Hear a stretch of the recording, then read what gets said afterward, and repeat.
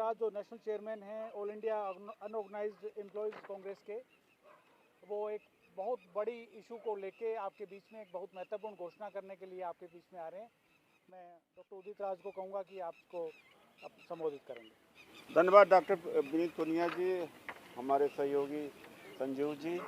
और मैं इंट्रोड्यूस करूँगा newly appointed honourable president Shrimati Sonia ji ने मुझे सहयोगी दिया है।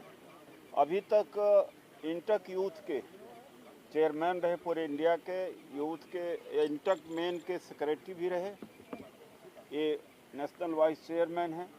एक खबर ये है, और हमारे ये national spokesperson unorganise workers employees Congress का, इसको हम शॉर्ट में केकेसी कहते हैं, कर्मचारी कामगार और कर्मचारी कांग्रेस केकेसी।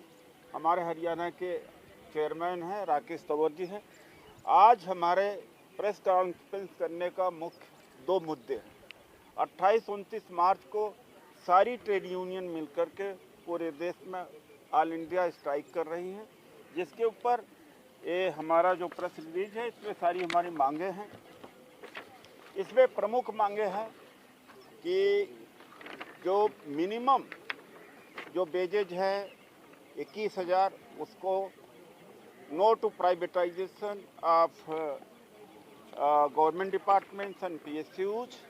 उसके अलावा नई pension has to go discontinued होना चाहिए। एश्योर्ड इनकम ऑफ 3,000 ये होना चाहिए। Labour laws should be scrapped, labour laws हैं इनको स्क्रैप किया जाना चाहिए। ये मेन हमारी डिमांड है।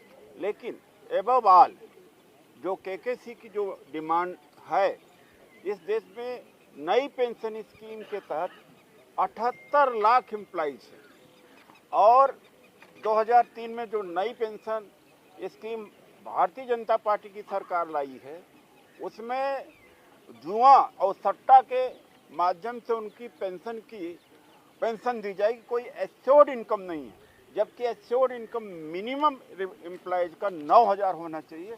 वो जो पैसा 10% एम्प्लॉयज का, 14% गवर्नमेंट का जो कंट्रीब्यूट हो रहा है, उसको म्यूचुअल फंड में शेयर्स में लगा करके कॉर्पस बना करके तब इनको पेंशन दिया जाएगा।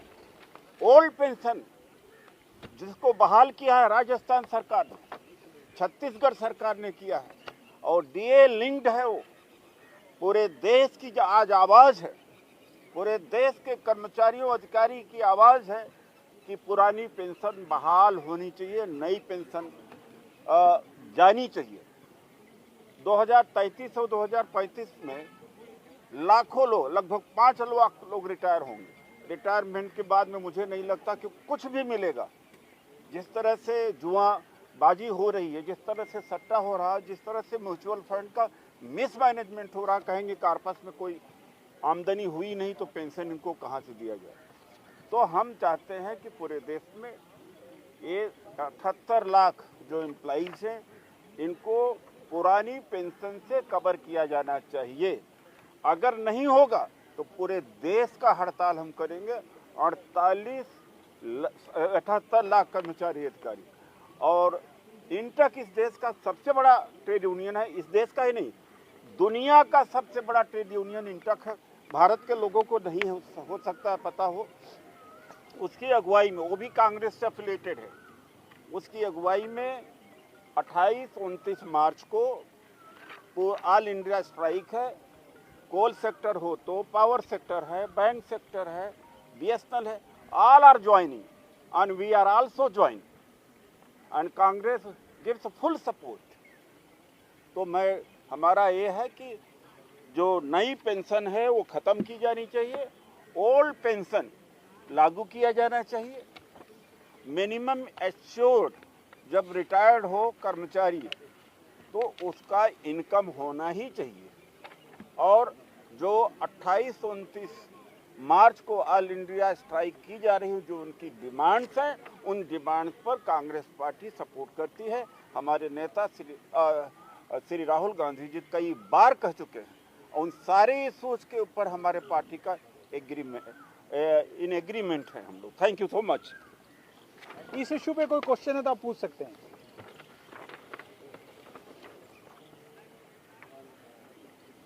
बस 1-1 कर लीजिए। ठीक है, ये हमारे साथी हैं, मैं दो चाहूँगा कि इनसे भी हाँ आप अपनी बात थोड़ा सा, ये हमारे संजय गाबा जी हैं, नेशनल वाइस चेयरमैन हैं। इसके बाद में ये Subhransh Rai ji national spokes person है, ये दो शब्द बोलेंगे, शॉर्ट में आप अपनी बात करें। नमस्कार सबको। बीच में जी सर थोड़ा सा आप इधर आ जाओ। यहाँ सभी प्रेस साथियों को मेरा नमस्कार। मेरा नाम संजय गाबा है और अभी परसों मुझे केकेसी में असंगठित कामगार कांग्रेस में आदरणीय सोनिया गांधी जी ने और आदरणीय उदित राज साहब ने नेशनल वाइस चेयरमैन का जिम्मेदारी दिया है। तो आज जो देश का माहौल है उसके ऊपर 28 और 29 तारीख को 10 सेंट्रल ट्रेड यूनियन मिलकर जो हड़ताल कर रही हैं, और उस सेंट्रल ट्रेड यूनियन का जो चेयरमैन वो INTUC इंटक है, वो भी कांग्रेस का फ्रंटल ऑर्गेनाइजेशन है। तो मुद्दे साहब ने तकरीबन बता दिए हैं। सबसे बड़ा देश की संपत्ति को जो एक के बाद एक कौड़ियों के भाव बेचा जा रहा है, चाहे वो रेल हो, चाहे वो बेल हो, चाहे वो कोयला हो, आपके सामने सब बातें हैं। उसके बाद जितनी भी हमारी पड़ी हुई वैकेंसियां हैं खाली, उनको भरा जाए, उसके ऊपर एक मुद्दा है। इसके बाद जो सरकार एक सबसे बड़ा कानून अभी लेकर के आई थी फिक्स टर्म एम्प्लॉयमेंट का। फिक्स टर्म एम्प्लॉयमेंट मतलब आने वाले समय की जो नौकरियां हैं वो 3 साल के कॉन्ट्रैक्ट पे दी जाएंगी, और उसको लाने का एक ही मकसद है कि सरकारी कंपनियां पक्की नौकरियों को ख़त्म करके जितने भी नए कर्मचारी होंगे उसे फिक्स टर्म एम्प्लॉयमेंट के अंदर काम दिया जाए। युवाओं के पास रोजगार नहीं है, एक के बाद एक नए जुमले देख करके सब मुद्दों को भटका दिया जाता है। तो आपके माध्यम से आज हमने ये अपने पॉइंट रखे हैं। इन्हीं बातों के साथ समय का अभाव है, मैं आप सबका धन्यवाद करता हूं। Thank you.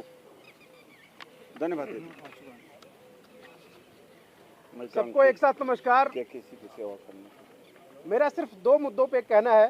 पहले इम्पोर्टेंट कि लोकतंत्र का जो चौथा पिलर है उसके आप सब नुमाइंदे और उसके आप सब रक्षक हैं। केकेसी वो संगठन है जिसमें हमारी पत्रकार फेटर्निटी भी आती है। वो तमाम लोग जो बिन बताए, बिना किसी नोटिस के रातों रात निकाल दिए जाते हैं, हटा दिए जाते हैं, उनके भविष्य की सुविधाओं का ध्यान रखने के लिए ही केकेसी बना हुआ है। बाकी बातों पे हम डिटेल में फुर्सत से बात करेंगे। इस बात के साथ अपनी वाणी को विराम देता हूं। धन्यवाद। ठीक है सर, मैं ले रहा हूँ आपको मोबाइल चेंज हो गया। हाँ गलत है तो पीछे से मोहित जी कहने लगे। ठीक है सर, थैंक यू।